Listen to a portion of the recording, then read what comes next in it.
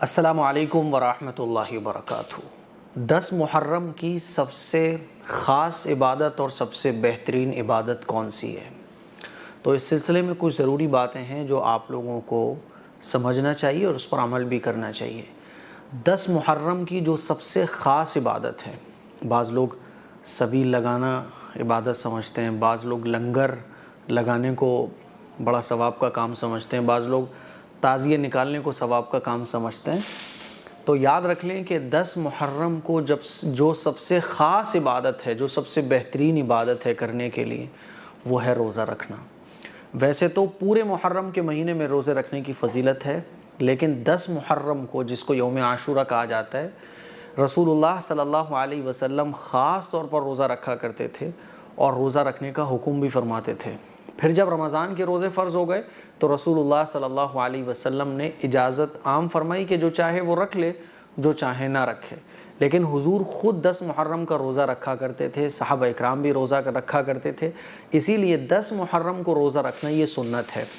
اور یاد رکھیے، کسی دن کا کوئی عمل رسول اللہ صلی اللہ علیہ وسلم سے ثابت ہونا، جس کو سنت کہا جاتا ہے، تو جو چیز سنت ہو پھر اس سے بہترین کوئی چیز عمل کرنے کے لیے ہوتی نہیں ہے۔ اسی لیے 10 محرم کو روزہ رکھو، آپ خاص طور پر روزہ رکھو۔ 10 محرم کا جو روزہ ہے وہ صحابہ اکرام رکھا کرتے تھے۔ صحابہ اکرام کے بعد جو تابعین ہیں، تبع تابعین ہیں، مجتہدین ہیں، علماء ہیں، مفسرین ہیں، فقہا ہیں، سب روزہ رکھا کرتے تھے۔ اللہ والے روزہ رکھا کرتے تھے۔ حضرت حسین رضی اللہ تعالیٰ عنہ 10 محرم کو روزہ رکھا کرتے تھے۔ اسی لیے 10 محرم کی سب سے بہترین عبادت ہے روزہ۔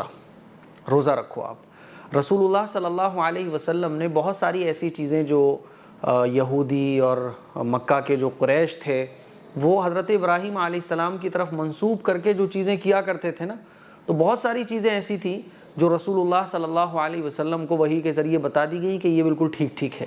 تو حضور حضرت ابراہیم علیہ السلام کی طرف منسوب جو چیزیں جن پر قریش مکہ اور یہودی عمل فرمایا کرتے تھے، حضور بھی ان چیزوں پر عمل بالکل اسی طرح سے فرماتے تھے۔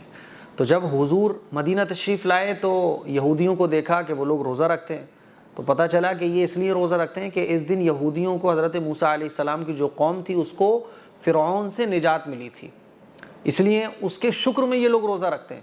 تو اللہ کے نبی صلی اللہ علیہ وسلم نے ارشاد فرمایا کہ ہم زیادہ مستحق ہیں اس بات کے کہ حضرت موسیٰ علیہ السلام کی شریعت پر عمل کریں۔ تو 10 محرم کو جو سب سے خاص عبادت ہے وہ روزہ ہے۔ روزہ رکھیے، یہ نفلی روزہ ہے۔ 10 محرم کے ساتھ آپ 9 کا ملا لیں، بہتر یہ ہے کہ آپ 2 روزے رکھیں، 9 10 یا پھر 10 11۔ اور مان لیجئے کسی پرابلم کی وجہ سے آپ 9 کا نہیں رکھ پائے، 11 کا بھی نہیں رکھ پائے، تو 10 کا بھی رکھ لو تو کافی ہے، اور آپ تینوں روزے رکھ لو 9 10 11 تو بہت اچھی بات ہے۔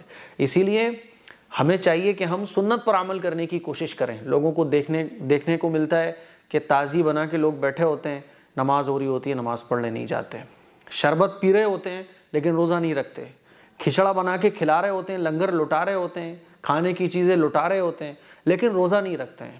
تو ہمیں چاہیے کہ ہم سنت پر عمل کریں، کیونکہ حضرت حسین رضی اللہ تعالیٰ عنہ نے رسول اللہ صلی اللہ علیہ وسلم کے اسی دین کی خاطر اپنی جان کو قربان کر دیا تھا۔ مجھے امید ہے کہ میری یہ باتیں آپ لوگوں کو سمجھ آ گئی ہوں گی۔ اس کلپ کو شیئر کریں، دوسروں تک پہنچائیں۔